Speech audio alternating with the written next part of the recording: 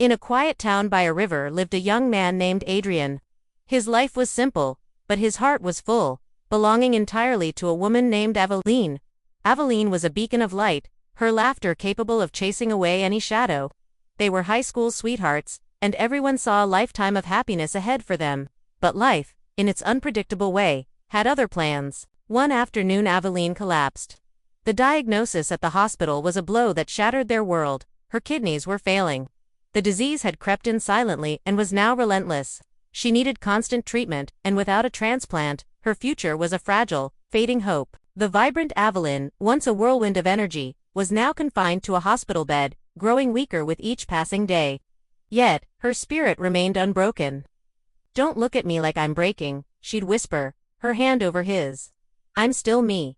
Adrian put on a brave face, but his heart ached with a profound sense of helplessness. Night after night, he sat by her side, watching the love of his life slowly dim, like a candle in its final moments. He felt like he was losing her in slow motion, and the weight of it was crushing. One evening, as the sun painted the sky in shades of orange and purple, a doctor entered the room. "There is hope," he began, his voice a cautious beacon in their sea of despair. "A kidney transplant. But the waiting list is long. Too long." He paused, letting the weight of his words settle. "However, if there's a compatible living donor, we could proceed much sooner. The decision must be voluntary, and the risks are real." Adrian looked at Aveline, who was staring at the floor, fighting back tears. In that moment, something shifted within Adrian. It wasn't fear, or doubt, but a sudden, unwavering clarity.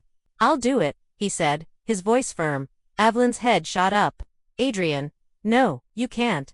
This is my burden to carry, not yours. I won't let you risk your future."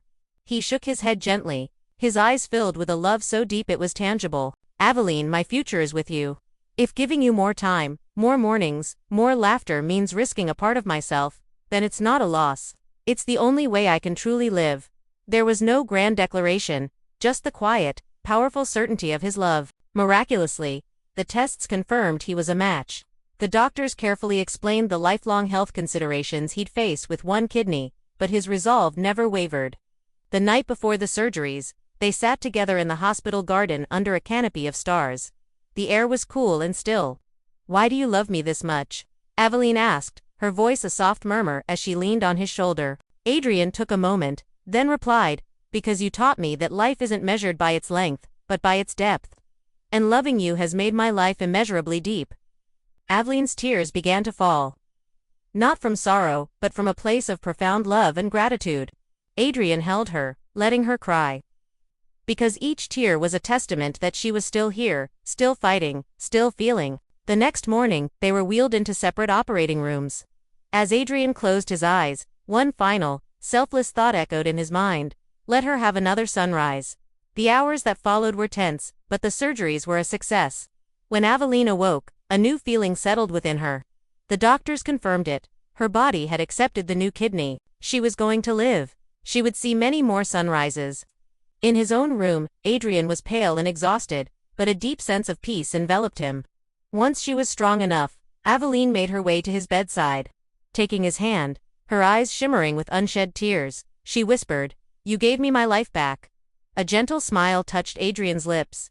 "No," he said softly. "I only gave you time. What you do with it, that is your gift to me." From that day forward, Aveline lived with a renewed purpose. Every single morning, she would step outside to greet the dawn, a silent thank you for the gift she had been given. She chased her dreams with vigor, she helped others, and she cherished every precious moment. Their life together wasn't a fairy tale. It was real, sometimes difficult, but always full and honest.